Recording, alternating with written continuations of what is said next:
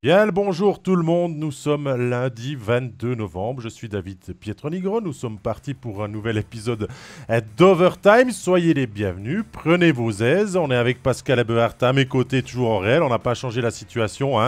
On s'est pas brouillé non plus depuis une semaine Pascal, ça va. Bah, c'est la première fois que je te vois depuis une semaine, donc en même temps, c'est pas difficile. Ah, on est quand même bien occupé à aller dans les différentes patinoires à vous faire vivre tout ce qui se passe dans ce magnifique championnat de la National League.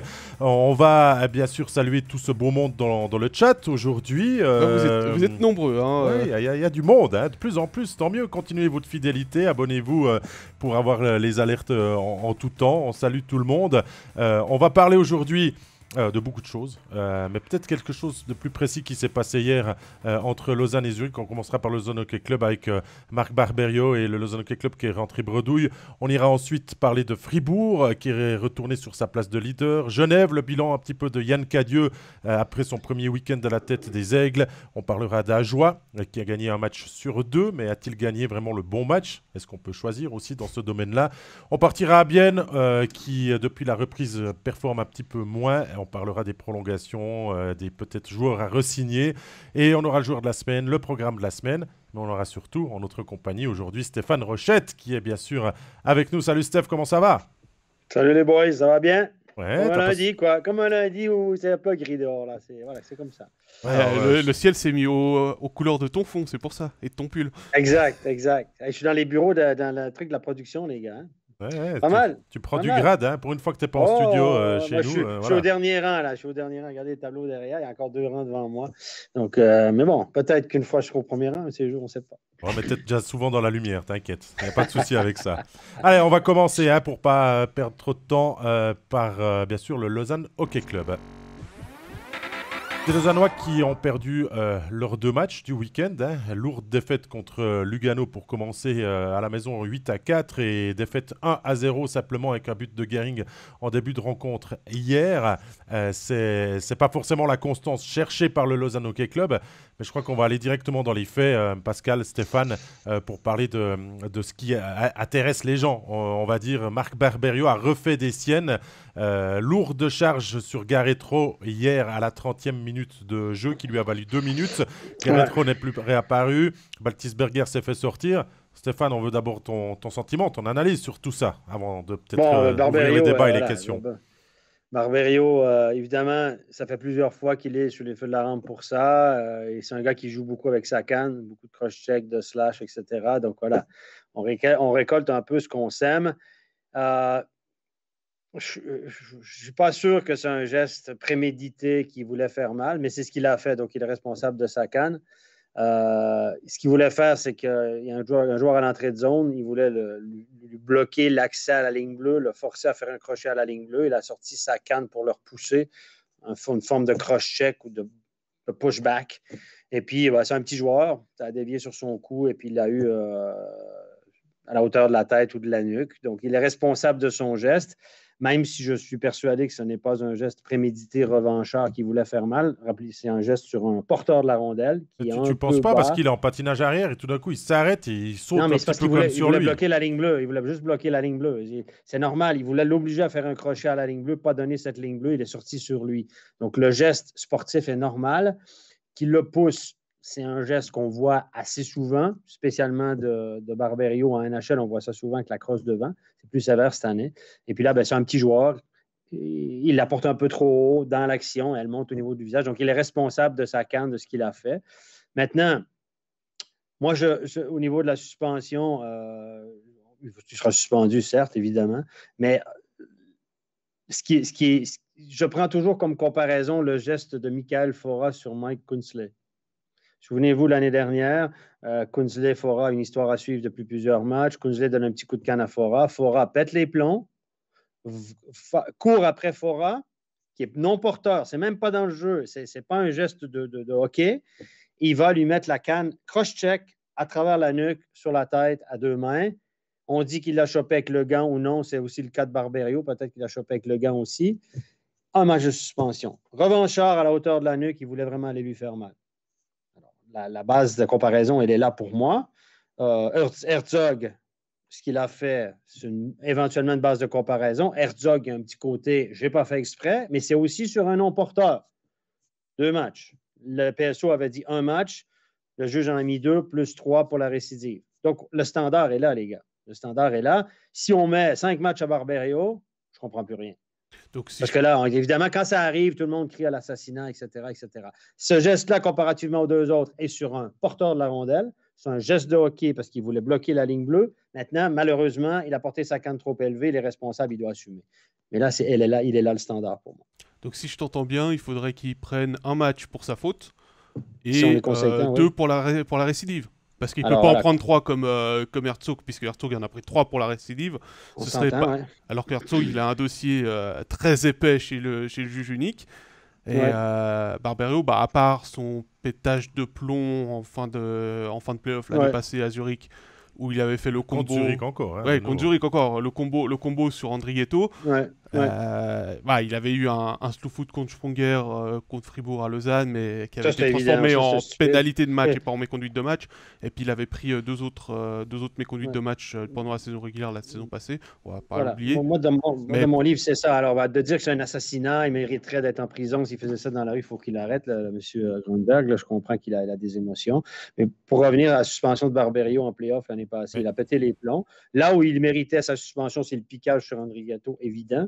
La deuxième charge, je m'excuse. Moi, je veux bien écouter dans le chat aussi. Vous pouvez nous donner votre avis. On a tout ce qu'il faut pour vous Alors, il y lire. a et- déjà celui de et- Nicolas qui nous dit charge honteuse et mauvais joueur dehors. Faut le renvoyer chez lui. C'est bon, je pense que Nicolas, le mauvais joueur que tu cites, c'est Baltisberger. Je pense qu'on va aussi en parler de ça. Ouais, il parle de Tu nous Barbero, je expliques. pense, mauvais joueur. Je sais pas, non, mais par rapport à la voilà. sanction. Mais moi, parce ce que Barbero, j'aime il pas, domine dessus. Stéphane, je suis peut-être un peu plus dur que toi dans ton analyse de la situation, c'est que Barberio, il a forcément un contentieux avec Zurich qu'il a peut-être pas encore totalement digéré. Il a avoué cet été quand même avoir travaillé sur ça, avoir essayé de gérer ses émotions et tout ça, c'est ressorti. Et je suis désolé qu'on veuille faire un geste défensif, je le comprends et je pense la même chose. Mais simplement, le joueur en face, qu'il soit grand ou de petite taille, ça n'a rien à voir. Et il arrive lancé à pleine vitesse. Donc ton geste, quand tu vas avec la canne, tu peux très bien le toucher à l'épaule comme tu peux très bien lui démonter la tête. Donc il le sait en tout Il est temps responsable de ce qu'il qu'il a va fait, être il prend un aléatoire, risque, qu'il prend un risque évidemment. énorme. Mais c'est pas un geste. Mais pourquoi prendre ce risque-là? Comparé à Fora sur Kunzle, qui est un geste délibéré pour faire mal, pour aller y casser la gueule, c'est celle-là qui n'est pas dans la bonne ligne, Fora. Mais là, tu es obligé de la respecter. Et puis, moi, je trouve que c'est quand même sur un porteur. Puis le gars, s'il le voit venir un peu avant, évidemment, il est responsable de ce qu'il a fait, il doit assumer. C'est ce que je dis. Sauf que c'est pas un truc où je vais lui casser la gueule, je vais lui arracher la tête et tout. C'est pas du tout ça. C'est dans le jeu. Oui, mais ça Il y a un peut peu de malchance clairement arriver. là-dedans. Voilà. Voilà, mais quand tu analyses une charge, c'est différent que celui de Fora qui était vraiment pour faire mal, pour aller blesser, pour aller lui je pense arracher que la c'est bien tête. de séparer les deux. Mais moi, je trouve toujours le côté aléatoire et risqué de faire ça parce que Garretro, il a déjà été blessé longtemps pour des blessures à la tête. Alors, c'est lui que ça tombe, ça pourrait tomber sur n'importe qui, mais ce genre d'attitude, s'il touche l'épaule, il peut lui démonter l'épaule aussi, hein, en quelque sorte, avec sa canne. S'il touche la... Non, moi, je pense pas. Voilà. Pascal, on t'a pas trop entendu, toi, avant de passer peut-être à ce qui s'est passé à la Sirène, parce qu'il y a plusieurs faits dans ce match. Il y a encore eu l'histoire de... Ouais. Moi, j'aimerais aussi entendre Stéphane sur l'histoire de Chris Baltisberger pour savoir qu'il explique aussi peut-être aux gens pourquoi Baltisberger a pris 5 plus make match par rapport à ça, mais par rapport à Barberio... Honnêtement, je l'ai pas Attends, vu. Steph, laisse-moi encore m'exprimer, s'il te plaît. D'abord Barberio, après Baltisberger, après Grunborg. pas vu. Allez, on a beaucoup de choses à parler dans ce match. Alors, pour répondre à Fabien, non, Garretro n'est pas revenu au jeu. Pour moi, je pense qu'il vise quand même un petit peu la tête. Hein. Il dit qu'il vise l'épaule. On sait la différence de taille entre les deux. Avec le ralenti qu'on a eu, celui qui vient de entre les bancs, on voit clairement qu'il a le point à la hauteur du visage de Garretro. Donc, Comme il sait où il vise. Comme Mike Fora, exactement. Moi, je pense que ça s'est éteint de nouveau Mais et puis qu'il y a un comme petit blackout. comme tu le dis, il faut pas comparer Mike Fora et Kunzle et Barberio dans le geste en lui-même, puisqu'il y a une action de jeu et une action de revanche. Il doit être sanctionné. Il doit prendre en tout cas un match, ça c'est clair. Et à l'aune de ce qui a été sanctionné depuis le début de la saison, il ne peut prendre qu'un match. Malheureusement, j'ai envie de dire pour les fans zurichois. Mais c'est quelque chose que... Voilà, sanction doit y avoir. On peut pas laisser couler. On aura ça, ce sera mercredi ou jeudi, on aura la sanction. Mais on peut pas laisser couler ce qui s'est passé. Si on est logique, c'est Fora et Herzog qui devaient déjà être plus lourdement punis par le passé pour peut-être avoir une ligne et une éthique peut-être plus juste. Mais voilà, parle-nous de Baltisberger maintenant. Parce que lui, il a défendu Garretro. On rappelle aux gens qui n'ont peut-être pas vu le match, suite à la charge de Barberio sur Garretro. Il est venu à la bagarre. Il a d'abord été mis sur le banc de pénalité, puis renvoyé à la douche avant tout le monde. J'avoue que je ne l'ai pas vu. Je suis désolé, j'ai vu celui de... Mais je n'ai pas vu le geste de il a sauté sur Barberio et il l'a poussé dans la cage et ensuite, début de bagarre et il a été mis à 5 plus make match. Jugement d'arbitre, voilà. Les arbitres ont jugé que c'était trop, la retaliation, la revanche était probablement trop... Il a défendu son joueur.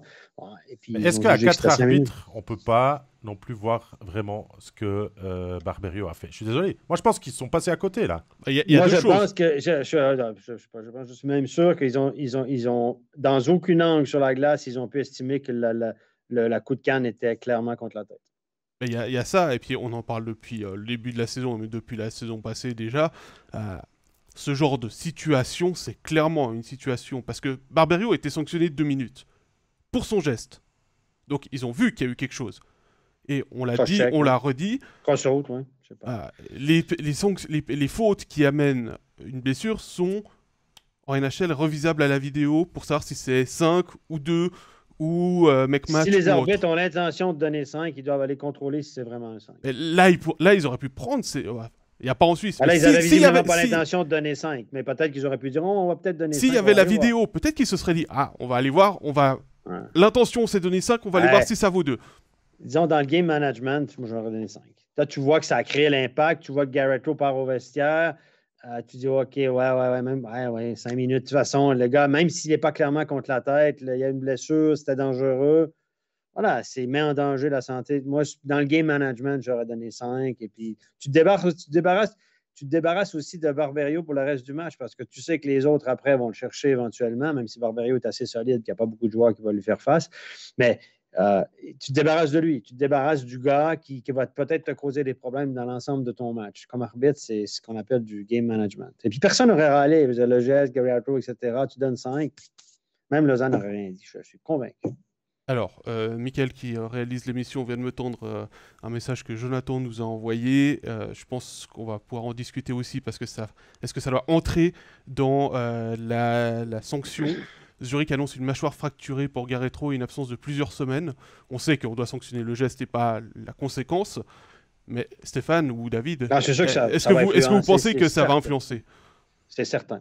C'est certain. Même si le juge te dit que non, c'est certain que ça va influencer. Ça veut dire qu'il l'a eu solide sur la gueule. Vraiment. Il n'a pas touché beaucoup à l'épaule. Ça n'a pas été très amorti. Donc, forcément qu'il va en tenir compte. Et puis, il y aura, tu sais, le juge unique, c'est un être humain qui vit dans le même pays que nous, les gars, qui lit les mêmes médias que nous, on en fait partie, et qui lit, qui est un peu, donc il y aura toute une, et puis là, évidemment, Zurich va dire, écoute, on perd un joueur pour peut-être 2 mois, machin, etc., grosses conséquences, arracheur de tête. Donc on peut s'attendre à plus lourd que ce que tu évoquais peut-être en début de... Oui, moi je vous ai dit les comparables. Moi je suis rationnel, j'essaie de me dire, la ligne qu'on avait fixée pour ça, c'était ça. Je sens venir le commentaire dans le chat, Stéphane, à quand est-ce que tu seras juge unique? Moi, j'aurais déjà donné plus à Fora, j'aurais donné plus à Herzog. Mais voilà, moi, on veut toujours protéger les joueurs un maximum, donc peut-être que Barberio va payer. Il y a aussi, ce que nous dit Elodie, il y a eu beaucoup de contacts entre joueurs et gardiens ces derniers temps. Il y a eu Zurkirchen, il y a eu Punenovs. Ça, c'est aussi ce qui doit peut-être être amené à des sanctions, parce que ça peut amener des commotions aussi chez les derniers remparts. Si on mélange un petit peu les différents thèmes et punitions qu'il peut y avoir sur ce que l'on voit ces dernières semaines dans le hockey suisse. Je viens juste de regarder un peu dans le chat. Il y a Dimitri qui est d'accord avec toi par rapport à Mickaël Fora. Stéphane, il dit qu'il n'a pas été assez puni. Et puis il y a Sacha qui nous dit intentionnel ou pas, une charge à la tête devrait être sanctionnée à juste titre. Et puis il y a Daniel Cassella qui joue le jeu puis qui dit Stéphane juge unique. Bon, c'est bon, on la tient. Il manque la loi de la moyenne puis quelque chose encore. Donc, voilà. Bon.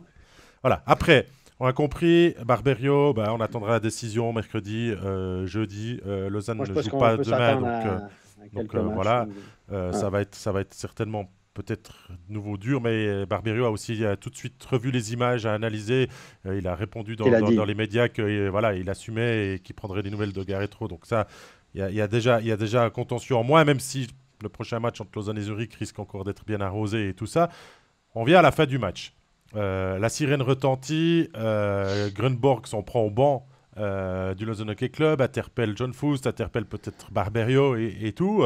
Il monte dans les tours, un petit peu comme l'avait fait Mark Crawford, hein, Pascal. Il manquait le Hey Hollywood. Ouais. Il a pas d'effet autant que Kevin Schlepper à l'époque, John Foust. Hein, c'est plus carré, c'est plus dans son match. Il n'a pas le côté hollywoodien de Kevin Schlepper. John Foust, il y a un petit côté Bruce Willis, les gars, je trouve. Mais ouais. C'est vrai. On l'a pas encore vu tourner dans Die Hard 6.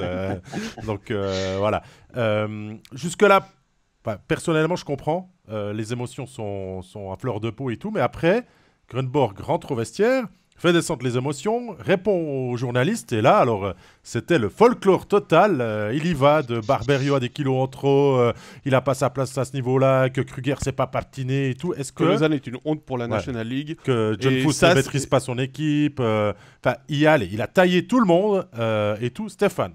Il a fait du populisme, il a dit ce qu'il a lu dans les médias depuis une année. Est-ce qu'un coach comme Grunborg doit faire ça finalement?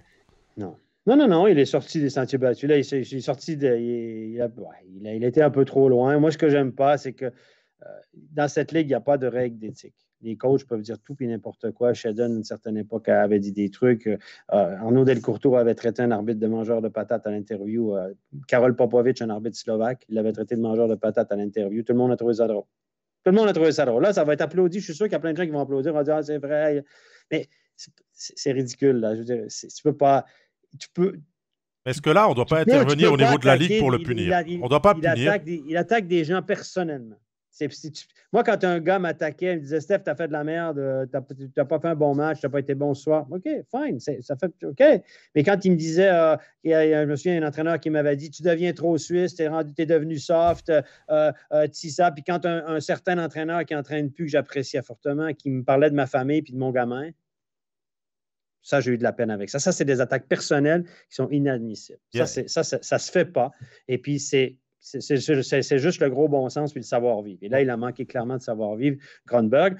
Et puis, tout ça vient du fait que M. Grunberg, il est sous pression. Voilà. C'est ce que Fabien Lucier a écrit dans le chat aussi. Hein, le garçon, il est sous pression. Crawford avait dit ça à Schleffer quand il était sous pression. Et Grunberg, qu'est-ce qu'on dit de Grunberg dans le milieu? On dit de Grunberg qu'il a juste sa barbe et son look qui fait peur.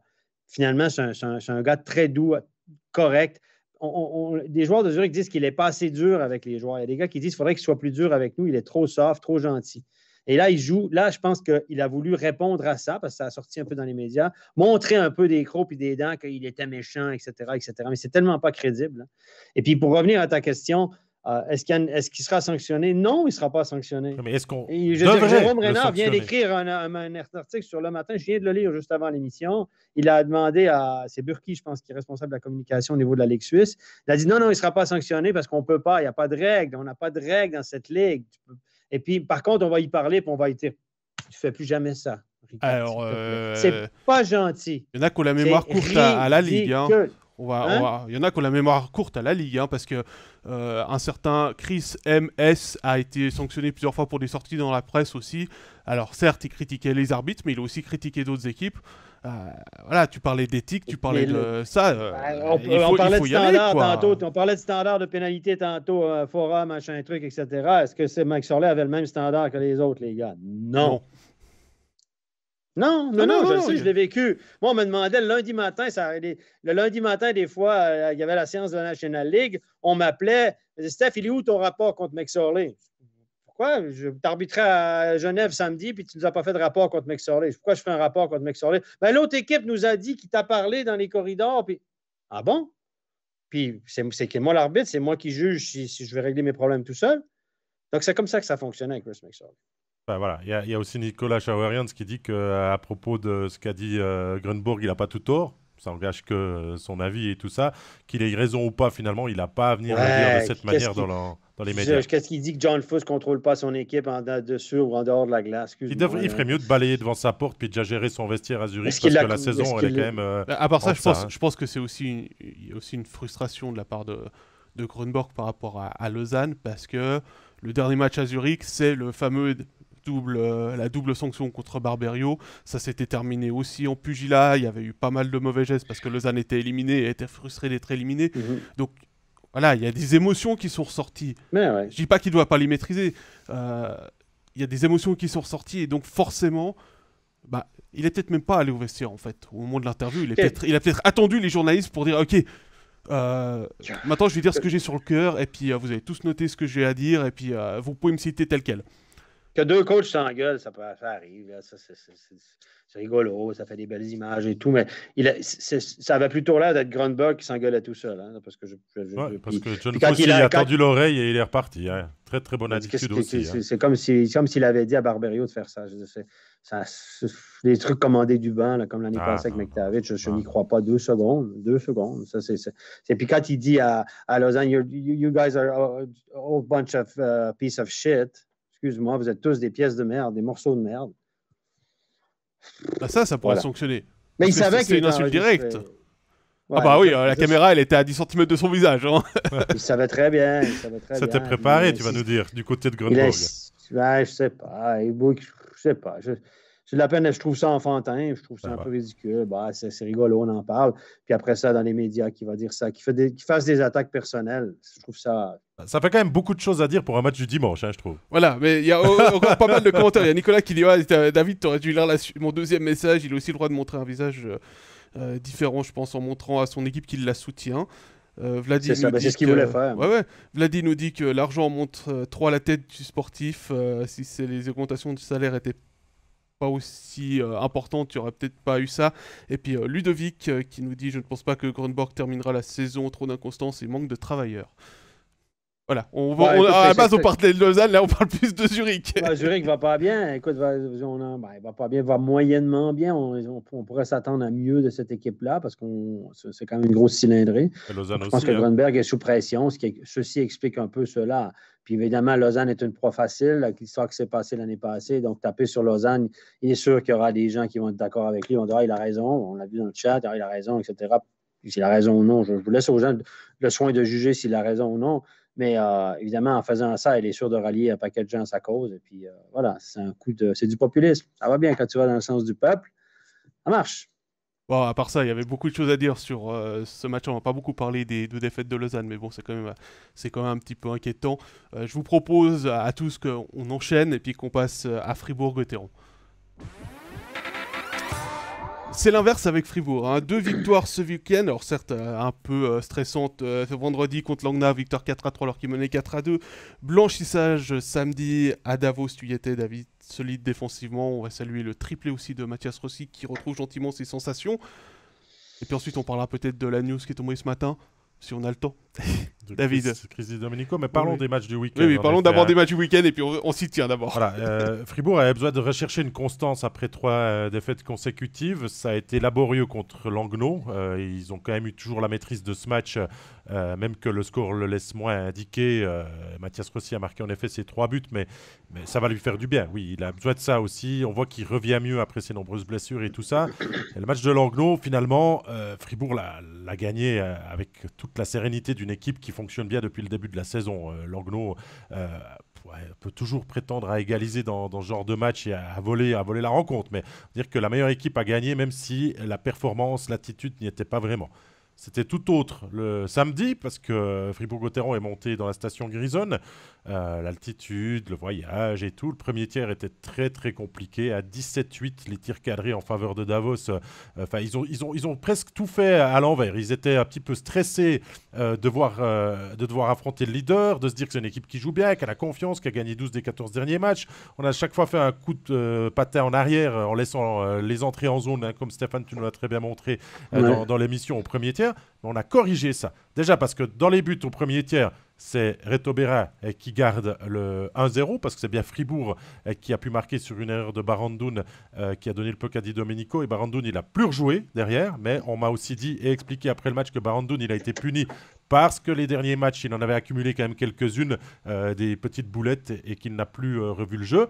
Mais reste que Fribourg a réagi avec du caractère, a montré une autre attitude dans le reste du match, a commencé à construire cette forteresse, et cette équipe que l'on dit vieillissante est aussi expérimentée, et on a vu quand même une équipe de Davos alors complètement être pris à son propre jeu, être peut-être trop dépendante de Bromé que l'on cherche dans chaque situation, et ça n'a pas fonctionné, ça n'a pas cliqué, et défaite 2-0 et succès de Fribourg-Gotteron, très très bon à prendre là face à Davos. Oui. Moi, je pense que Fribourg n'a pas joué spécialement du gros hockey ce week-end. Comme tu l'as dit, vendredi contre Langnau, ils ont joué avec le feu un peu. Ils ont joué contre une équipe qui a fait des cadeaux défensivement, donc ils ont gagné leur match. La meilleure équipe a gagné sur le talent sans être transcendante. Samedi à Davos, c'était pas non plus. Ils ont été meilleurs sur la deuxième partie du match. Mais premier tiers, là, ils sortent de là 3-4-0 au Davos, il n'y a rien à dire. Hein. Donc, ils ont été mauvais même au premier tiers, je pense. Après, ils se sont replacés un peu. Et je dirais qu'à contrario, Davos était dû pour en perdre quelques-unes. Là. Et vendredi, à Ajoie, ils auraient dû gagner, je ne sais plus combien, il y a 8 échappés, marque pas, vol, fait et transcendant. C'était dû pour en perdre une. Et puis samedi, un peu la même chose. Tout ce qui marchait jusque-là du côté de Davos ce week-end, ça n'a pas marché. Rappelez-vous qu'ils avaient un taux de réussite de quasi 12% avant le week-end, devant la cage. Toutes les statistiques, les unités spéciales, etc. Et à un moment donné, ça te rattrape. Et là, c'est ce week-end, ça les a rattrapés. Et c'est Ajoie et c'est Fribourg qui en a profité. Mais si tu restes sur Davos, Pascal, on voit cette équipe de Fribourg qui a quand même su réagir et montrer du caractère. Et c'est ce que Dubé disait à l'interview, qu'il a apprécié finalement, de voir aussi que finalement dans les 20 premières, ils n'y étaient pas, mais qu'ils ont quand même trouvé les moyens, avec l'aide du coaching staff bien sûr, de continuer à mener à bien cette quête des 3 points en grison. Après, peut-être qu'il y a eu, dans un coin de la tête des joueurs, malheureusement... un petit inconscient de se rappeler qu'il y a eu quelques matchs difficiles il n'y a pas si longtemps que ça à Davos pour Fribourg. On se rappelle de certaines sorties de Christian Dubé dans la presse, notamment après un certain 7-2 il y a 2 ans. Voilà. Mais effectivement, il fallait resserrer les rangs. Il y a eu une réaction de la part des hommes de Dubé après 20 minutes de jeu. Et je pense qu'effectivement, comme tu le dis, il y a de quoi être satisfait pour Christian Dubé.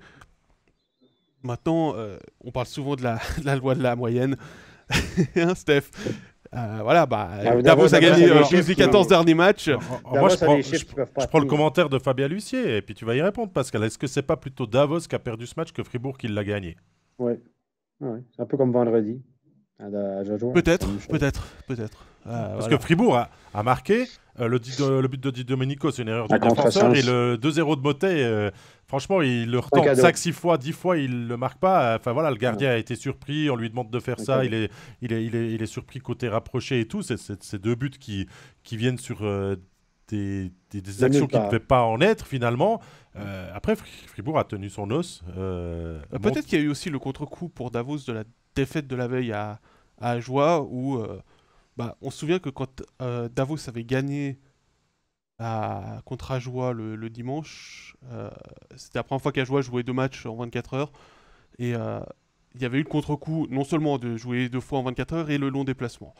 Et peut-être que Davos, qui a pourtant plus l'habitude des longs déplacements que Ajoie, a aussi eu ce contre-coup. Simic me disait derrière la tête de se prendre une défaite à Ajoie, alors qu'ils avaient battu les Ajoulot lors des précédents matchs, et de revenir tard et d'avoir le Spitzenspiel, pour utiliser le terme tout à fait français, à la maison contre Fribourg, contre un Fribourg qui, certes, a peut-être pas été le plus incisif de ce que je vous entends dire, mais voilà, puis en plus avec cette pression de on gagne beaucoup de matchs ces temps-ci, cette loi de la moyenne et finalement ils ont été dus pour pas marquer le goal et en encaisser 2 et commettre des erreurs. C'est ce que laissait entendre Axel Simic un petit peu après le match aussi. Il me disait qu'il ne s'attendait pas du tout à perdre à Ajoie parce qu'ils ont fait un bon match, mais qu'Ajoie aussi montré beaucoup d'énergie dans la deuxième partie de la rencontre et que finalement Davos s'est un petit peu éteint un peu trop facilement après avoir ouvert le score aussi. Ils ont eu leurs occasions. Tim Wolf a fait un match XXL, on ne va pas revenir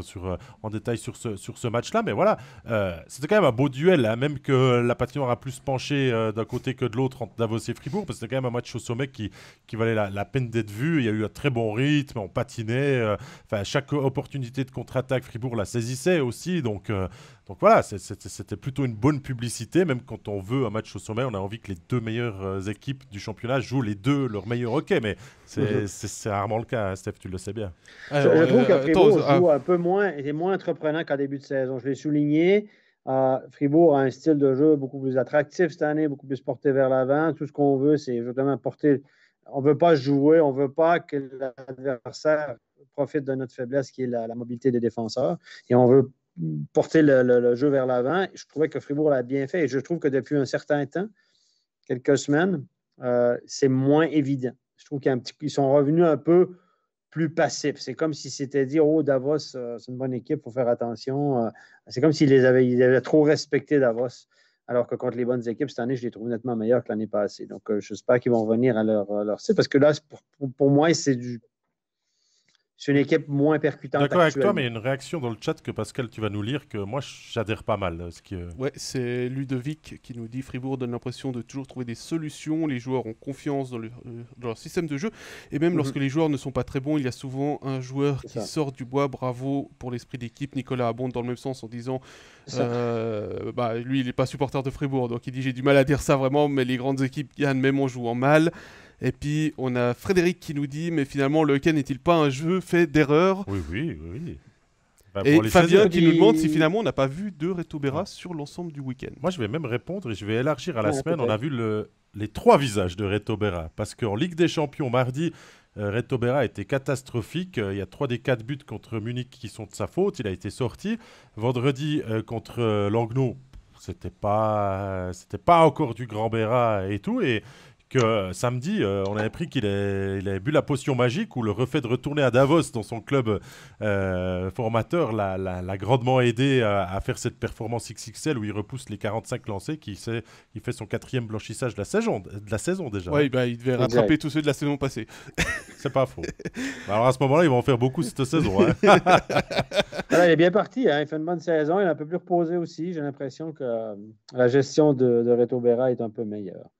Sacha Coderet qui dit que est-ce que ça suffira pour le titre, ça cafouille souvent en play-off, on va pas encore parler si loin, mais Fribourg pose quand même des bonnes bases. Fribourg doit terminer dans le top 6. Les yeux fermés. Les yeux fermés, Davos aussi, faut pas se faire de soucis de ce côté-là. Pour les en play-off, je comprends les gens d'avoir des doutes sur les play-offs. Ils ont gagné depuis que Dubé a fait Fribourg, ils ont gagné 3 matchs de play-off, les gars. Oui, mais en même temps, on s'améliorera peut-être un petit peu chaque année. Et puis, parce qu'ils ont l'équipe cette année, évidemment, on dirait que tout le monde a de la peine à y croire. Ouais, les gens sont. Ça me fait penser à Montréal, le marché de Fribourg. Hein. Oui, mais on n'ose pas dire un supporter fribourgeois qui ne va pas faire le titre, Stéphane. On n'ose pas. Non, mais je trouve que les supporters fribourgeois sont souvent très durs avec leur équipe. Donc, ils disent on a une bonne saison, mais en play-off, ils vont merder de nouveau. J'ai entendu ça souvent, moi. C'est comme s'ils disaient non, mais là, ils ont une bonne saison. Au lieu de se dire c'est super, on a une bonne saison. Encore une fois, l'année passée, c'était sympa, mais c'est encore mieux cette année. Au lieu de dire puis on a une chance pour le titre, non, de toute façon, on sait qu'en play-off, ils sont de toute façon mauvais. Soyez un peu positif. Berra peut bien aussi avoir quelques mauvais matchs. En même temps, Sacha qui a fait le commentaire, il est biennois, donc voilà, il est supporter de Bienne. Donc voilà, lui, il espère plutôt la chute en play-off. Il y avait l'autre sujet qui est tombé ce matin, Di Domenico qui part 2 ans, qui part pour les 2 prochaines saisons à Berne, on va plutôt dire comme ça à la fin de l'année. Il y a quelques commentaires, il y a Raphaël qui demande est-ce que c'est Dubé... pardon. Domenico à Berne, va falloir le contenir. Dubé a réussi, c'est pas le cas de tous les coachs. Et puis il y en a, je ne retrouve plus le commentaire. Est-ce que c'est fallait-il pas le garder? Fallait-il pas le garder? Pourquoi Fribourg n'a pas réussi à le garder? Voilà, il y a eu plusieurs commentaires. Je m'excuse auprès des gens. Ça défile un petit moment, un petit bout là dans le chat. On a déjà parlé dans Backcheck le Talk, Stéphane, mais voilà, toi ton sentiment n'a pas changé maintenant. Moi, je trouve étonnant qu'on n'ait pas les moyens de garder le meilleur marqueur de l'équipe depuis 2 ans à peu près. En tout cas, l'un des meilleurs joueurs offensifs, un gars qui est opportuniste, on l'a vu encore samedi, un gars qui se fait marcher ton power play. Christian Dubé a réussi à faire du bon travail avec lui pour canaliser ses émotions négatives, son petit côté pétage de plomb. Et là, tout à coup, on nous dit non, il est trop cher, on n'a plus les moyens, on a donné, sous-entendu, on a tellement donné d'argent à Berchi qu'on n'en peut plus. On annonce, en fait, au niveau de la communication en Fribourg, on est incroyable. Moi, je donne beaucoup de crédit à Christian Dubé parce qu'il sait exactement quoi dire dire qui, à quoi, à quel moment pour que l'article sorte au bon moment. C'est tellement évident là, pour ceux qui connaissent un peu comment ça fonctionne. Au niveau de l'information, au niveau de ce qu'il dit, comment il négocie, etc., c'est bien fait. Donc, Di Domenico, l'article, il y a des articles qui sont sortis, même avant qu'on annonce qu'on ne le renouvelait pas, les articles qui sont sortis pour dire pourquoi finalement on ne devrait pas renouveler Di Domenico. Donc, je pense que Christian Dubé a écrit ses articles. Il y a plusieurs personnes dans le chat, parce que Stéphane qui nous dit que c'est déjà finalement le contrat de Berchi qui fait des siennes, qui a des répercussions sur... C'est clair, ils sont sincères. Moi, je pense qu'il ne voulait pas garder Di Domenico. Il s'est servi de ça pour dire, écoutez, je n'ai pas les moyens de le garder. Est-ce que vous avez entendu parler du salaire de David Dernay dans les médias? Est-ce que vous avez entendu quelque chose dans les médias sur la renégociation de contrat de Dernay? Non. Est-ce qu'on a dit que Dernay avait signé à la baisse? Non. Pourquoi Di Domenico, avant qu'on annonce qu'il allait partir, il y a des articles qui sortent, puis comme quoi il est trop cher, on veut lui donner moins, machin. Donc, Christian Dubé est malin. Il se dit probablement qu'il ne voulait pas garder Di Domenico. Puis comme il laisse aller, puis s'il a du succès ailleurs, il ne veut pas se faire reprocher de ne pas l'avoir gardé. Parce que si Di Domenico flambe, puis l'année prochaine, ils ont de la peine à marquer des buts, tout le monde va lui dire tu aurais dû garder Di Domenico. Alors lui, il a vendu le truc en disant écoutez, je n'ai pas les moyens. J'y gagne tant, c'est un gros salaire, on n'a plus les moyens, je peux y offrir tant. Évidemment, il va partir, le gars. Pourquoi il signerait moins, Di Domenico, le meilleur marqueur de l'équipe? Il a une certaine valeur, il va en profiter. Alors, ça a été super bien vendu. Donc, c'est pas de ma faute, c'est mon budget, je ne peux pas le garder, c'est pas moi qui ai pris la décision. Donc, il vient de se les agents aussi font bien leur job pour aussi faire monter les enchères si vraiment le joueur doit partir pour signer. Mais il a raison, je veux dire, pourquoi il signerait pour moins d'argent, le garçon? Il est quand même un des meilleurs étrangers dans cette ligue, offensivement parlant, ça dépend de ce que tu recherches. Et puis là, en plus, il a réussi à faire un bon job avec. Donc, ça a été super bien vendu. Avant que ça sorte, qu'il partait, il y a des articles qui ont paru, il y a des informations qui sont sorties, machin. Ça a été orchestré de superbe façon. Je dis chapeau à Christian Dubé. Moi, je l'aurais gardé, mais c'est sa décision. Il ne voulait pas le garder et il l'a très, très, très, très bien vendu. Et puis, il sera... Jamais on pourra lui dire, il va dire, c'est une question, je n'ai pas les moyens. Par contre, c'est comme Valzer, on l'a signé à la baisse. Mais c'est combien à la baisse? On parlait d'un salaire de 400 000 avant. 360 000, c'est la baisse. Il a signé 395 000. Il a signé à la baisse. Avec des bonus. Stéphane, si j'extrapole ce que tu dis, au final, Berchi remplace Di Domenico dans l'alignement, donc on va pouvoir aller chercher 2 Polonais qui viendront à pied comme selon le souhait de Marc Lutti, puisque l'année prochaine, il y aura en tout cas 5 étrangers. Si on ne peut pas payer 300, on parle de 320 000 net, là, c'est ce qui est sorti. Étonnamment, on a donné des chiffres. Ça veut dire que là, si le prochain étranger, on ne peut pas lui donner 320 000 net. Je suis stupide, moi, ou je ne suis pas compté, ou... Hein? Donc, à un moment donné, voilà, c'est super bien vendu, quoi. Je trouve ça étonnant. On se sert de l'argument Berchi quand ça nous il y a Fabrice de Gobec qui nous dit certains avaient peur de la perte de Stolberg, qui en parle actuellement. Est-ce que Di Domenico va manquer? Tout dépend qui Dubé peut aussi faire venir. Voilà, c'est tout ça. Il a déjà un gars dans le pipeline aussi. Oui, mais il a signé Berchi, donc il est allé chercher un marqueur suisse supplémentaire. Il a déjà Kylian Motet, il a Nathan Marchand qui performe bien. Sponger qui est toujours là. Il va peut-être récupérer un Yannick Herron en pleine confiance. Di Domenico, ça c'est la blague. Ça dépend par qui tu le remplaces, Di Domenico, c'est toujours la même chose. Peut-être qu'il va faire une bonne affaire. Ce qui va faire plus mal peut-être aux supporters fribourgeois, c'est que Stolberg, lui, il est parti. Tandis que Di Domenico, il va encore jouer contre Fribourg l'année prochaine. Il est à Berne, il y aura le point de comparaison. C'est pour ça que je te dis que c'est bien vendu, c'est qu'il va dire pas les moyens. C'est pas de ma faute. C'est pour ça que je vous dis que ça a été puis il y a plein d'arguments qui sont sortis dans les médias. S'il l'a laissé partir aussi, c'est que peut-être qu'il a déjà une idée de qui il veut pour la suite, Steph. Je pense que Christian Dubé aurait écrit ses articles, il n'aurait pas mieux écrit que ça. À part ça, sur défendre son truc. Mais c'est si on va dans le chat, il y a Fabrice qui nous dit en même temps, à part Berne et Langla, est-ce qu'il y avait d'autres équipes sur Di Domenico? C'est un joueur de génie, mais qui travaille dans un sens et peut sortir de son match facilement. Et puis il y a Fabien Lucier qui nous dit, est-ce que c'est le bon moment de signer à Berne en fait? Oui, parce que c'est une équipe en reconstruction, donc forcément qu'elle va se renforcer avec des joueurs qui connaissent le championnat et qui savent faire des points. Hein. On voit déjà un petit peu comment on fonctionne sur les transferts effectués déjà annoncés par le CP Berne. Mais on a toujours dit 3 ans hein, pour se reconstruire. Peut-être qu'ils y arriveront, hein, peut-être pas. Berne a encore de l'argent, il ne faut pas croire. Marc Lutti et toutes les instances dirigeantes du CP Berne ont encore plus d'un tour dans leur sac. On ne peut pas accepter pendant 5 à 10 ans de végéter dans le fond du classement. On peut accepter quelques instants, mais on va revenir. On va tout faire pour revenir, en tout cas. Et puis il y a Richard qui va dans ton sens, Stéphane, en disant est-ce que Dubé a déjà des étrangers dans ses plans? C'est pour ça qu'il ne voulait plus. Je regarde encore quelques commentaires. Il y a Sacha, je l'aime bien parce que il dit avec Dido à Berne les saisons prochaines, les derbies des Zeringen, ça va être sympa. Hein.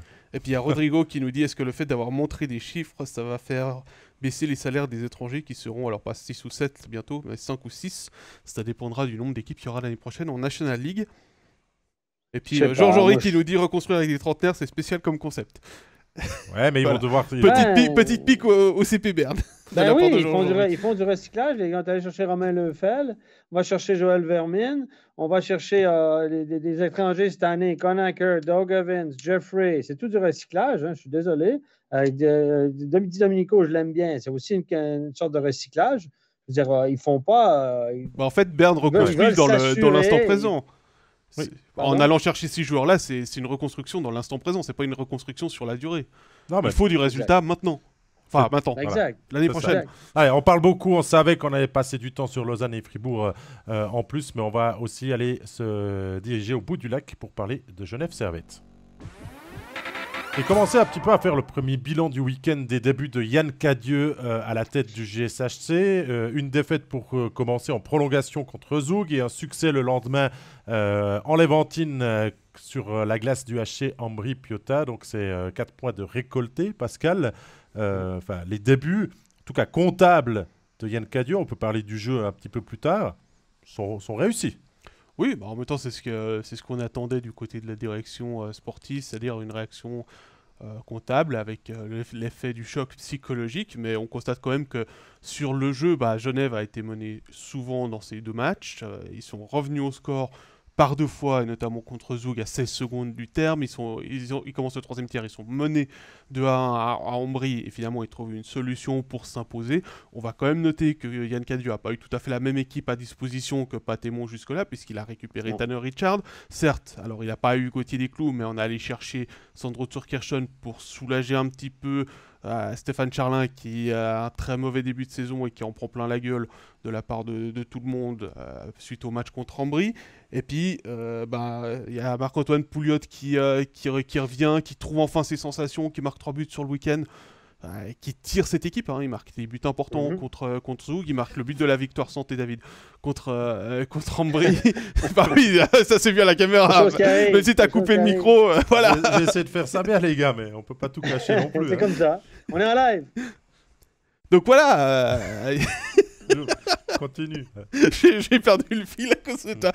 Donc Stéphane, voilà, Yann a pu gagner, mais il a quand même eu des circonstances un peu plus favorables. Choc psychologique ou non, je n'ai pas senti de grand choc psychologique. Simplement, Pouliot n'était pas là au début de l'année. Là, il est là. Il y a le choix des étrangers. Il a pu assurer Winnick. Winnick a eu beaucoup de temps de glace vendredi soir. Hein. Il avait dit, Yann Cadieux, que Winnick, les étrangers ne joueraient pas au temps vendredi. Ça n'a pas été le cas.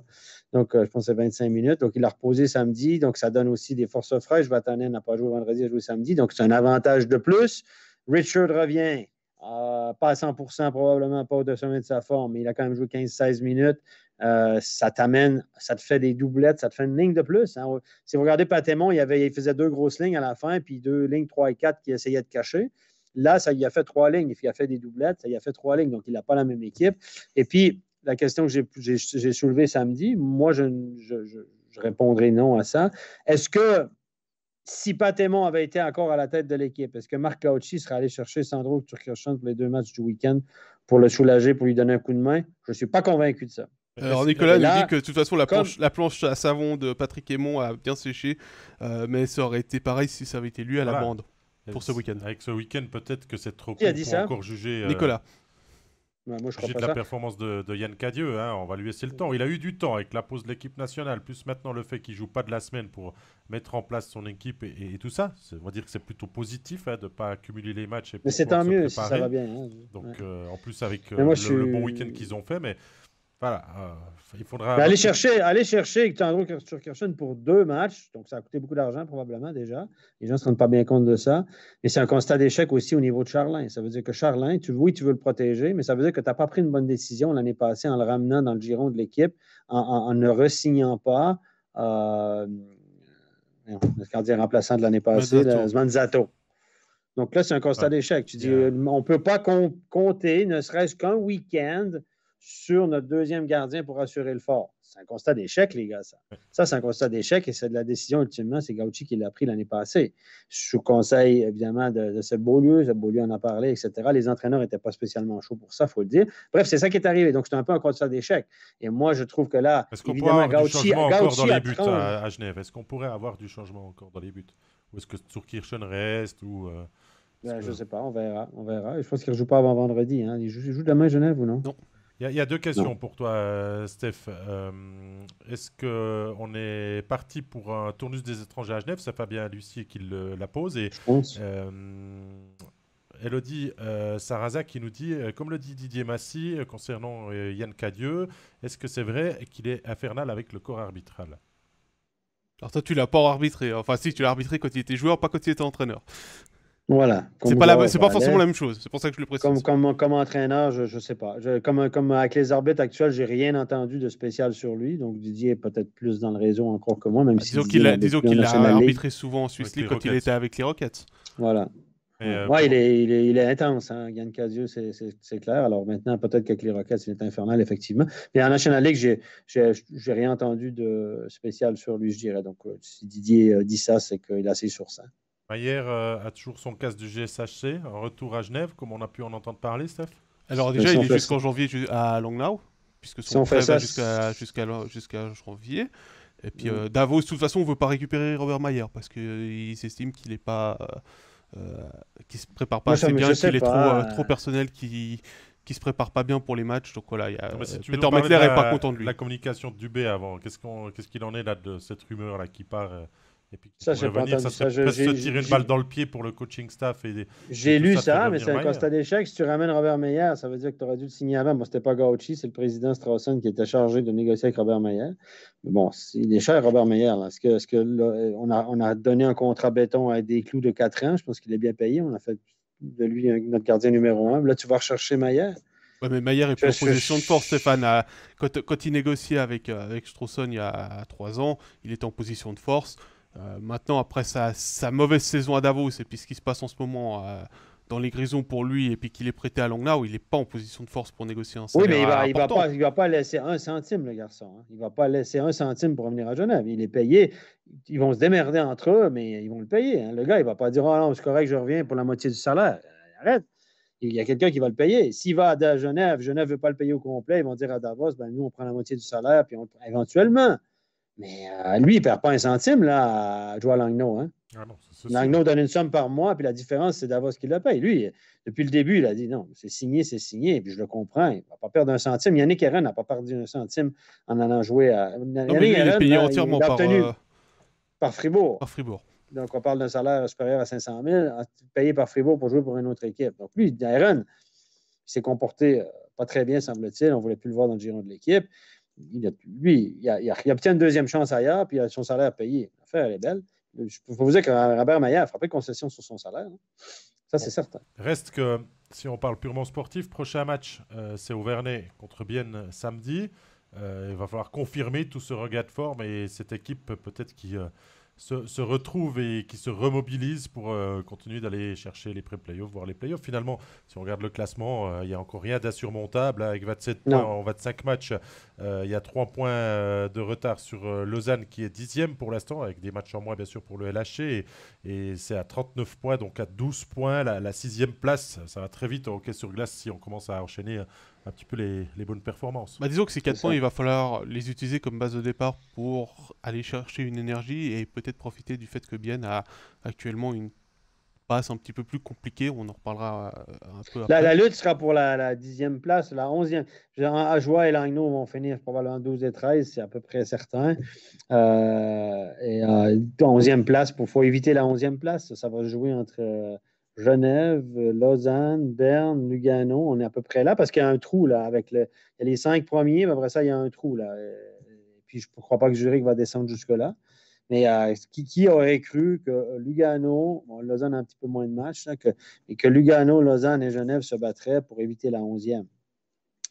Bah, c'est le problème des pronostics, c'est qu'on les fait sur le papier avant d'avoir réellement vu les équipes jouer et de découvrir un petit peu et on fait sur des tendances. Je pense qu'au début de l'année, là, si les gens, parce qu'il y a des réseaux sociaux, les gens ne sont pas toujours très honnêtes, là, mais si au début de l'année, on avait demandé qui avait prévu ce scénario-là? Qui? Levez la main, que j'aimerais que quelqu'un m'écrive, me dise, Stéphane, moi j'avais prévu que Rapperswil serait devant Zurich dans les 4 premiers, que Fribourg et Davos seraient premiers, ça payait de l'argent, que Genève serait 11e. Non, mais sérieusement, à part du fait qu'Ajoie soit dernier, personne n'avait prévu ce genre de scénario. Sérieusement, c'est incroyable ce qu'on vit maintenant. C'est des surprises. Il y a plusieurs surprises. Vraiment, à la hausse et à la baisse. Mais heureusement qu'il y a des surprises, Stéphane. Mais oui, mais c'est bien. Mais évidemment, il y a toujours des petits malins qui vont dire « Ah, ben, vous avez dit ça, etc. » Que celui qui avait prévu ça, ce classement-là, lève la main. Attention, ça fait biblique ce que tu dis là. Donnez-moi la preuve. Donnez-moi la preuve écrite. Il y a Louis qui te répond, qui dit « Personne n'avait vu ça. » Non. Et on va conclure la partie Genève là-dessus. On va parler d'une surprise du week-end. C'est le HC Ajoie qui bat le leader. Facile. Et donc Ajoie, victoire vendredi à la maison face à Davos, on l'a dit, 3-1. Et le lendemain, ça a été une valise à Langnau, défaite 8-2 à Lille-Fils. On a su par notre commentateur Jérôme Beuchat que les entraîneurs avaient senti que Tim Wolf était un petit peu à sec et ils ont décidé après 20 minutes de le sortir pour le protéger, pas qu'il prenne une valise et mettre Östlund. Je vais être un petit peu méchant aussi parce que c'est quelque chose que je vous ai dit en off, surtout à toi David, mais que j'y ai pensé très fort quand j'ai vu que Wolf était sorti et puis qu'avec les rumeurs sur Östlund, finalement c'était aussi un moyen de montrer au Lausanne HC que Ajoie a besoin d'Östlund pour la suite de la saison. T'es tordu, toi. Ouais, je suis tordu, mais j'assume. Ah ouais, voilà, c'est pas probable, mais c'est clair que Ajoie a dépensé une quantité énorme d'énergie dans ce match face à Davos après avoir été mené à 0 pour le gagner. À la maison, ça clique, il y a un public, il y a une énergie qui descend des tribunes, il y a cette volonté de gagner en tout cas maximum de matchs à domicile, de se faire plaisir. Sur la route, on a vu que c'était, ma foi, plus compliqué et que le lendemain, il n'y avait pas que plus de jus pour Tim Wolf, hein, j'ai envie de dire. Il y avait beaucoup de joueurs qui étaient brûlés et ces enchaînements des matchs, là, ça se paye. Et la deuxième casquette, elle est prise face au Tigre, hein, 9-3. 8-2, ma foi, ça clique mieux contre les équipes qui sont en haut du classement et ça clique moins bien contre les équipes du bas. C'est vrai que si on avait demandé à Gary s'il pouvait choisir quel match il a gagné ce week-end, Stéphane, je suis sûr qu'il aurait voulu battre Langnau pour encore être au contact, mais il n'a pas choisi. C'est ça aussi comme ça, mais voilà, il reste qu'ils ont gagné ce week-end. C'est justement ce que Ludovic se pose comme question. Comment se fait-il qu'Ajoie arrive à battre des équipes comme Zurich, Davos ou Zug, mais ils prennent des volets contre des équipes plus faibles comme Langnau, Ambry ou Berne? Ça n'engage que Ludovic d'avoir mis Berne dans cet endroit-là. Comment expliquer ce phénomène? Dommage de ne pas prendre des points contre des équipes du bas de classement. Faut voir quand c'est qu'ils enchaînent les matchs contre les leaders, si c'est le premier du week-end ou si c'est à la sortie d'une grosse débauche d'énergie et des blessés aussi. Il n'y a pas de chance à Ajoie, hein. On peut toujours avoir les mêmes discussions, mais en tout cas contre Langnau, je crois que, enfin, il faudrait que je vérifie, hein, mais je crois que la défaite avant contre Langnau était déjà sorti à la c'est un match samedi. Qu'ils avaient peut-être gagné à Zug ou quelque chose comme ça avant, où ils avaient déjà laissé de l'énergie. Il n'y a pas à mon avis, de comparatif tu peux faire entre on bat Zug, on bat Zurich, on bat Davos. Peut-être qu'il y a encore une plus grande motivation pour les joueurs de jouer ces équipes-là que les autres. Mais à la maison, il y a l'énergie. Je pense qu'on parle beaucoup. Moi, j'étais pas là. Vous avez vécu, vous avez commenté là-bas, les gars, moi pas. Mais il y a cette énergie, cet engouement du public, etc. Puis honnêtement, tant qu'à gagner les matchs, autant les gagner à la maison parce que là, les gens reviennent, ils ont eu du plaisir, c'est la fête, etc. Et plutôt que si tu ramasses 8-2 à la maison contre Langnau, c'est pas terrible. Là, les gens sont déçus.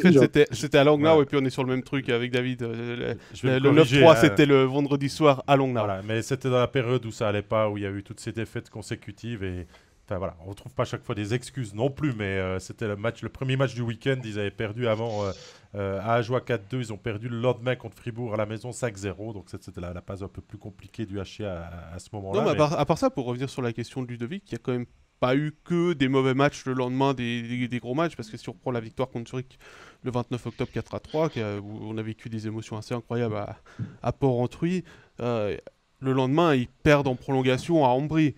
Donc, ils ont pris un point quand même, c'est le week-end où ils font c'est le meilleur club roman sur le week-end où ils font 4 points. Donc, il n'y a pas eu le week-end où ils ont changé leur défensive de zone. Hein. Exactement. Donc, il n'y a pas eu que des matchs, des grosses victoires qui ont été enchaînées par des grosses défaites. Non, puis il reste que sur les dernières performances, Ajoie gagne ses matchs, certes Genève Servette dans un scénario rocambolesque, Zurich en courbant le dos et en ne rampant pas, mais voilà, les victoires sont ponctuelles et ça pour la tête ça fait du bien parce que c'est vrai que la série de 7 défaites ou 8 défaites là qu'il y avait eu, elle avait été quand même difficilement gérée par plusieurs joueurs et par Gary en personne, ça on le sait très bien, mais maintenant on s'habitue aussi à ce rythme. Je veux pas dire que ça allait de mieux en mieux, c'est Gary qui nous le disait hein, quand on l'avait en invité que Ajoie nous réservait le mieux pour la deuxième partie de saison. Je suis pas forcément convaincu de ça, mais moi non plus. Ça va peut-être plus permettre à certains joueurs de faire le pas pour montrer qu'ils sont compatibles avec la National League, puis on verra aussi l'écart avec ceux qui ne le sont pas. Voilà, maintenant ce qu'il faut, c'est qu'ils commencent à faire régulièrement des points et aussi contre les adversaires directs. On va inclure Genève et Lausanne dans la liste qui a été donnée tout à l'heure, puisqu'ils sont aussi dans le bas du classement. Après 25 matchs, quasiment à la mi-saison, ils sont 5 points derrière simplement l'avant-dernier, et déjà là, peut-être qu'on était un peu sévère et que tous les spécialistes du hockey étaient sévères, qu'on les voyait peut-être pas si proches finalement déjà. On s'attendait à ce qu'ils se prennent des valises plutôt contre Zurich, contre Zoug, contre Davos peut-être. Bon, et ça ils en ont pris, contre Fribourg qui tourne bien, contre Bienne. Et à chaque fois, ils ont réussi à ces matchs-là aussi à aller parfois accrocher les gros wagons. Et tant mieux parce que c'est aussi le prestige de la victoire peut donner beaucoup d'énergie. Vous êtes là? Oui, Stéphane, on a une petite coupure, mais on Vous est m'avez toujours là. perdu. Pendant une seconde. Ouais, mais moi ça a été plusieurs secondes. Et tu nous entends maintenant? Ouais, je vous entends pas beaucoup, mais je vous entends. Ah voilà, ça revient. Pas un petit AVC, c'est pas quand vous êtes toi. Là, c'est Skype qui a fait un petit AVC. Voilà. Prochain match du HCA, c'est demain. À Bienne, tiens, dans le savoureux derby que l'on retrouve aux odeurs de Ligue nationale de l'époque, on avait déjà eu je vais être là. À Joie, tu seras à Bienne. Avant qu'on passe à Bienne, comme juste prendre la question de Vic parce qu'elle est intéressante. Quel deuxième gardien pour le HCA si Östlund retourne au LHC? Des pistes? Alors on sait que ce sera pas Robert Mayer puisqu'il est jusqu'en janvier à Langnau et puis qu'il coûte trop cher pour Ajoie. Il y a Eino Rissanen. J'ai bien réfléchi au prénom. Le gardien finno-suisse des juniors élite B. C'est un peu juste quand même. Qui est un peu juste. On a vu que Tourkirchen était finalement prêtable. Bah oui, mais non, il ne l'est plus.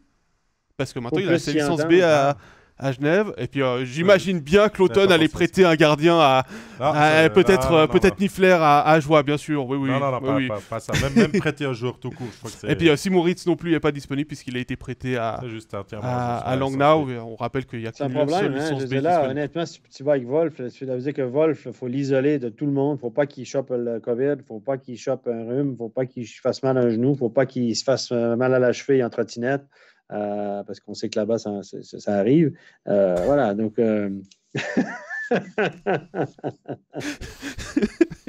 Là, tu sors des vieux dossiers, Stéphane. C'est mon recueil de comptes, là, les historiques depuis le début de l'année. Non, mais c'est vrai que si Wolf se blesse, là, c'est catastrophique. Là, je veux dire, il y a Jean-Jory qui propose Charlin. Charlin, mais pourquoi pas prêter Charlin? Il va chercher Robert Mayer, non. Mais on a voulu le rapatrier, Charlin, parce que l'entraîneur de gardien d'Ajoie a déjà travaillé avec Sébastien Beaulieu. Donc au moins, il travaille toujours avec Sébastien Beaulieu. Oui, c'est ça. Mais bon, je ne pense pas que Charlin finisse là. Je ne vois pas l'idée de toute façon. Pour continuer de parler de finalement ce qu'il se passe entre le Seeland et le canton du Jura, on va passer au HC Bienne. L'équipe biennoise qui pas la meilleure forme de sa vie.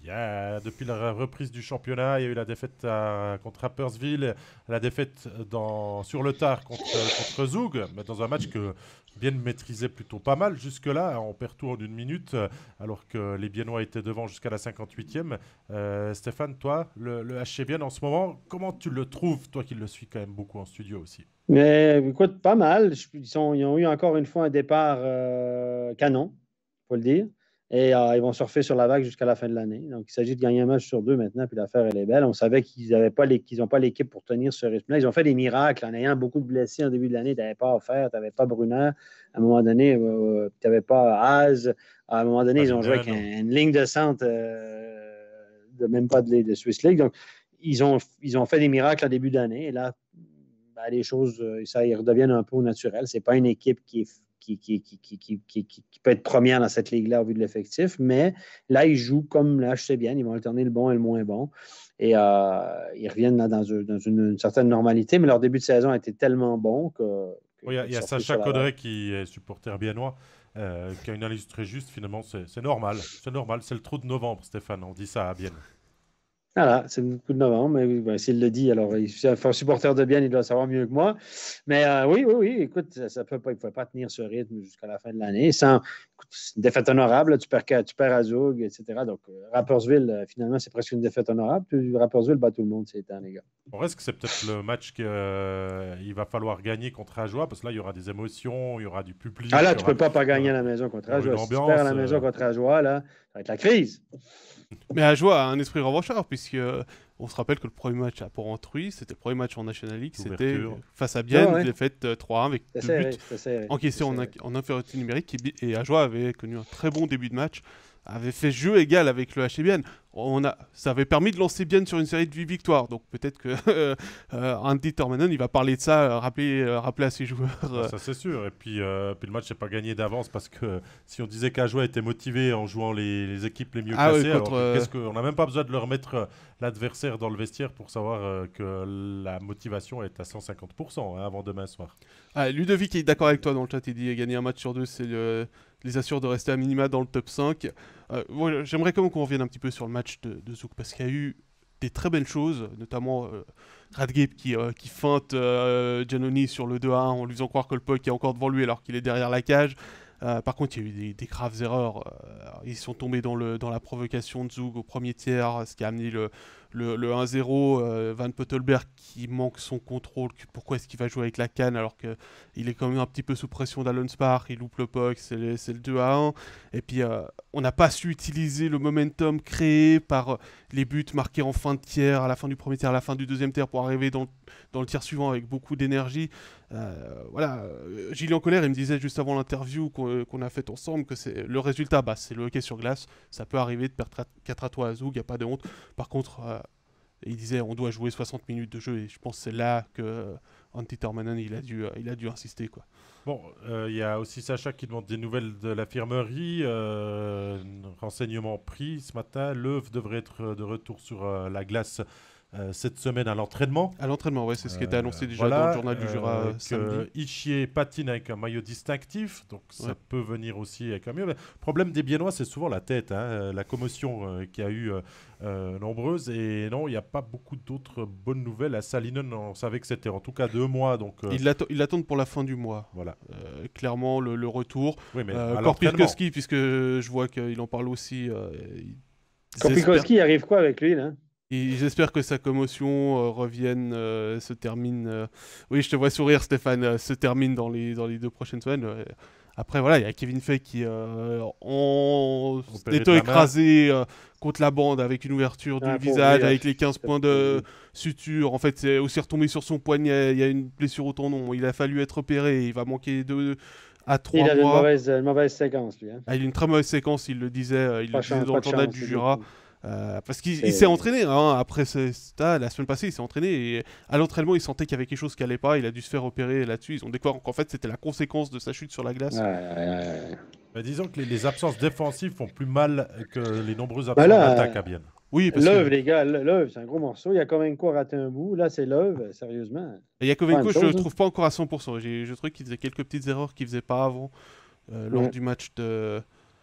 Il y a Grossman aussi qui a été légèrement blessé. Là. Il a raté quelques matchs aussi. Donc, Delémont a pris sa place dans l'alignement. Ça, c'est la bonne nouvelle, le petit Noah Delémont. a sauté sur l'occasion pour se faire sa place puis montrer qu'il pouvait jouer de façon régulière dans cette ligue. Ça, c'est une bonne nouvelle pour le jeune. Stéphane, Pascal, toutes les personnes qui nous suivent, bien a presque fait parler plus de lui avec les signatures de quelques joueurs ou les prolongations de contrats. Il y a eu Luca Christen, le jeune de Langenthal, qui aura sa chance en National League. Il y a eu Künzle et Fabio Hofer qui ont été prolongés. On voit qu'on commence à donner du stylo du côté biennois. Il y a encore un gros dossier que tout le monde attend, c'est celui de Radgeb qui a annoncé... C'est un gros dossier, Radgeb?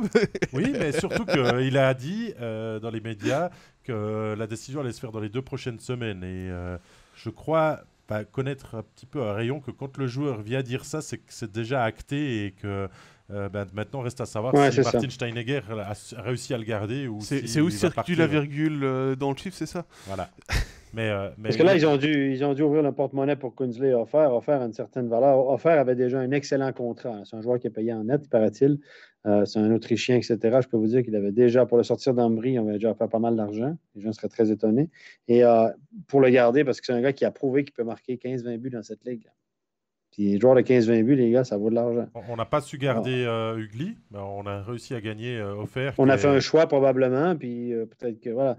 Peut-être, on en parlait la semaine passée de Ugly, peut-être qu'effectivement, on n'avait pas l'info Hofer au moment où on a fait Overtime la semaine passée.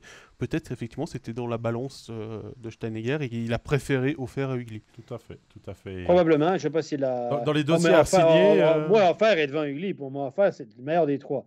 Entre Hofer, Künzle et Ugly, ma priorité, c'est Hofer. Bon, Künzle est un très bon complément à Kunti et Brunner. Hein. D'ailleurs, ils jouent quasiment ensemble tout le temps. Exact, mais c'est pas... saison. Voilà. Mais dans les dossiers à signer, Stéphane, encore, peut-être Yakovenko, Löw, qui ont un contrat que jusqu'à la fin de la saison. Tino Kessler à l'offensive. Enfin, les gros dossiers, peut-être, ne sont pas si nombreux que ça. On fait avec un deuxième gardien aussi, peut-être. Oui, parce que Pope n'a pas de contrat pour l'année prochaine. Pope n'a pas de contrat, ça c'est moins une priorité non plus, mais moi je pense que Yakovenko, c'est un défenseur offensif qui a certainement de valeur, il est encore jeune, à 6 étrangers, c'est un sacré bon étranger, sérieusement, puis Löw, pour moi, le problème de Löw, c'est qu'il doit avoir des offres un peu partout, là. Il a quand même prouvé que c'est un défenseur solide dans cette ligue-là. Je vous rappelle qu'on passe à 5, voire 6, probablement 6 étrangers qu'une équipe de plus. Löw, là, moi je l'ai... Après, moi j'aime bien Moi, j'ai fait une belle offre. Hein? Ouais, mais j'aime bien la philosophie de Steinegger qui dit moi je sais ce que je veux mettre au maximum pour tel joueur. Et ma foi, si ça prend l'ascenseur et que ça décolle, moi je ne vais pas changer trop ma philosophie et on cherchera quelqu'un d'autre pour le remplacer finalement. C'est ce qui fonctionne bien aussi avec. Ça, c'est le discours, mais à la fin de la journée, il est dans le même marché que les autres. Hein. Les gars, ils disent moi, je voudrais bien rester, mais écoute, moi, j'ai le temps ailleurs, puis tant ailleurs. Hein. C'est ce qu'ils ont fait avec Guetta quand même. Hein. Je veux dire, les gars, ils ont ouvert le porte-monnaie pour Az pour différentes raisons. Mais là, offert aussi, il avait des offres ailleurs. Il a une autre histoire que Ugly. Si tu fais revenir le joueur du cru. Oui, c'est ça. Non, mais c'est un rôle différent. C'est pas du tout. Tu peux pas comparer. C'est un joueur de franchise, etc. Là, tu peux mettre le paquet. Mais je veux dire, Künzle a offert. Ils ont eu des offres ailleurs. Hein. Stéphane, il va pas me faire croire. Il va pas me faire croire qu'il a dit moi je m'étends. Et si tu arrives plus ailleurs, t'as qu'à y aller. Je ne crois pas ça 2 secondes. Je ne crois pas ça 2 secondes. Écoute ça, Stéphane, il y a Sacha qui demande si tu peux mettre un peu de ta poche pour regarder Löw parce que comme toi, il adore ce joueur et moi je suis d'accord avec toi. Moi je mettrais même la priorité sur Löw avant Yakovenko. Parce que des défenseurs offensifs jeunes, on peut en trouver facilement à l'étranger. Un joueur comme moi je trouve que Victor Löw quand il joue, il stabilise cette défense, c'est assez impressionnant et notamment sur Radgeb, il a un effet positif sur Radgeb qui est vraiment impressionnant et on voit que Radgeb est un petit peu plus perdu là depuis le retour du championnat sur les 2 derniers matchs. En fait, c'est plus inconstant. Ils veulent savoir, Steph Combat, tu vas mettre de ta poche parce que tu lui fais beaucoup de pub à Löw finalement. Ouais, je sais, mais moi, parce que j'ai une ristourne sur son contrat, là, on s'est arrangé les deux et tout, puis s'il signe plus, il m'a dit Steph, tu me fais ça. Justement, c'est Julien qui demande, avec toute la pub que tu fais pour Löw, combien est-ce que tu peux mettre?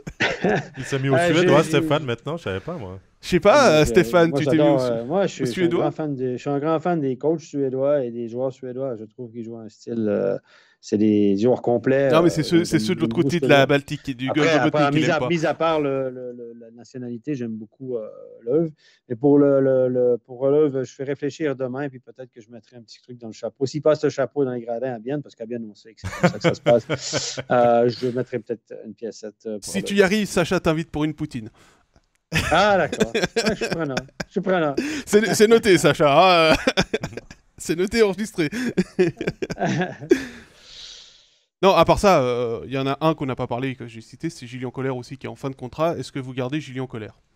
Moi, oui, je le garde parce que il n'est pas encore récompensé de tous ses efforts et de tout ce qu'il amène, mais sa ligne avec Kessler, notamment maintenant le troisième m'échappe. Alors, Kessler, il a joué samedi avec Offer et Froidevaux. Ouais, bah depuis qu'il y a eu des Et retours. Colère jouait avec Carafa Voilà, et... Mais il y a une grosse débauche d'énergie qui doit encore canaliser dans le bon sens du terme. Il est encore jeune et ça serait presque dommage de dire que c'est trop tôt que Bienne ne le garde pas. Ça, c'est mon sentiment personnel. Il y a quelque chose à exploiter. Il y a encore un Et petit c'est un joyeux jeune à qui polir et à en tirer quelque a- chose de bien, je pense. il a un bon sens du jeu. C'est un jeune qui a un bon sens du jeu. Par contre, c'est un petit gabarit. Hein, ça reste un petit gabarit. Et il a eu du succès quand il jouait en junior élite avec Krakowskaus notamment. Tant qu'il ne croise Il a pas connu Barberio, il n'y a pas de beaucoup problème. d'assists. Et c'est un Il est gars un petit peu plus qui, grand dans le que moi, quand junior même. au Canada, il a eu un petit peu de peine aussi, côté physique, etc. C'est un gars là-bas qui était limite dans le junior au Canada. Euh, moi, je l'aime parce que je trouve que c'est un bon sens du jeu, sauf que là, est-ce qu'il va réussir à vraiment faire sa place en National League ou ça va devenir un joueur de Swiss League?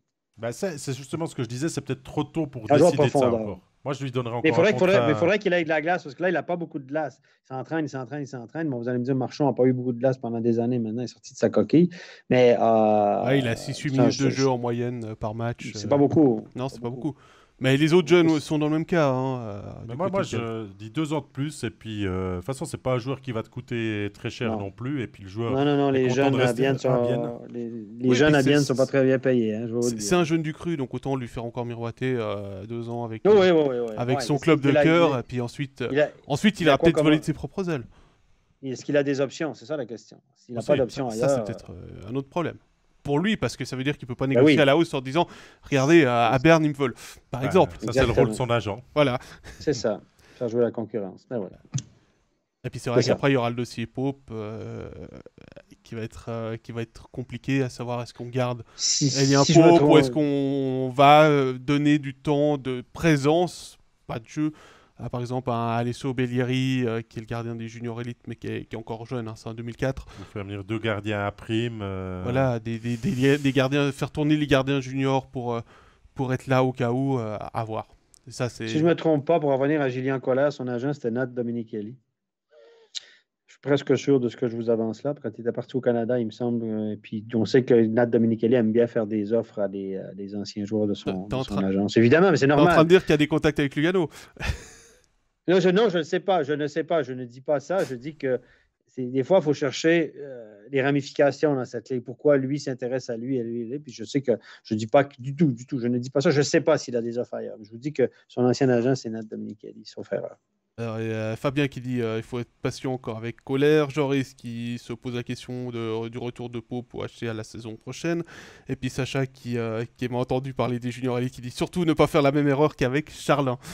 Voilà, je pense qu'on va pouvoir conclure le dossier biennois là-dessus. Oui. On a été assez bien complet sur les 5 clubs romans et puis passer à ce qui nous attend encore, Pascal. Voilà, il nous reste le joueur du week-end pour commencer. Avec, on parlait du HC Bienne, un ancien biennois. On va saluer le retour de Marc-Antoine Pouliot qui a marqué 3 buts ce week-end, on l'a dit tout à l'heure. Et les 4 points de Genève Servette, on combine un peu les deux pour saluer cette performance de Genève Servette qui a été menée justement par Pouliot. Stéphane, qu'est-ce que tu en penses? Ouais, Pouliot amène clairement, c'est un vieux renard, et c'est encore un bon joueur de hockey, on l'a vu. Il amène clairement quelque chose à cette équipe-là, du caractère, c'est un grand bonhomme et tout, donc il a connu un bon week-end. Et ça correspond. Yann Cadieux prend l'équipe, Pouliot revient un peu en forme, Mitchell revient, donc ça fait partie ça fait partie aussi des raisons des succès de Genève, qui n'ont pas été transcendants ce week-end, mais qui ont quand même accumulé des points. Donc, Pouliot, moi, c'est un joueur que j'aime bien. C'est un joueur qui peut te rendre service. S'il obtient le passeport suisse, c'est bingo. C'est une super affaire. Comme étranger, il va éventuellement faire partie du tournus parce que je je crois pas qu'on va laisser Winnick de côté. Non, et puis je crois qu'avec les performances faites par Pouliot aussi, il montre que son retour est à son niveau attendu finalement et qu'il va pouvoir clairement faire partie du tournus parce qu'on pouvait évoquer à un moment donné, est-ce que Pouliot peut encore avoir sa place quand on voyait que les étrangers étaient ultra dominants, mais maintenant on voit que Vatanen peut aussi aller en tribune, c'est difficile de mettre Temernes pour l'instant, je crois que non, je peux pas. ça tu peux pas encore, hein, mais je pense que Yann Cadieux maintenant quand il fait sa feuille de match, le premier nom qu'il met sur la feuille c'est pas le gardien, c'est Temernes. C'est sûr, c'est le meilleur joueur.